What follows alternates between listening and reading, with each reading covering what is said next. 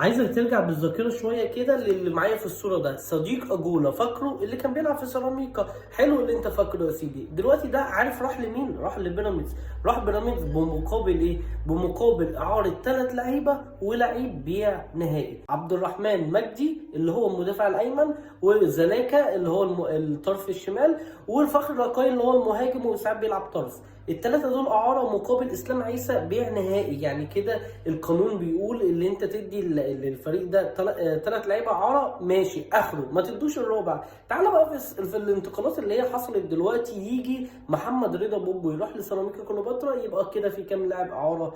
في 4 لعيبة إعارة، وفي واحد تحايل على الإيه؟ على القانون. فانت دلوقتي بقى هل اللائحه هتطبق الكلام ده وهتعاقب بيراميدز؟ مع ان اللائحه بتقول اللي انت تبعت 3 لعيبه بس اعاره لنفس الفريق فقط لا غير. وكده كده بيراميدز اخترق القانون، وكده كده هيطبلوها ويكوسوها مع بعض.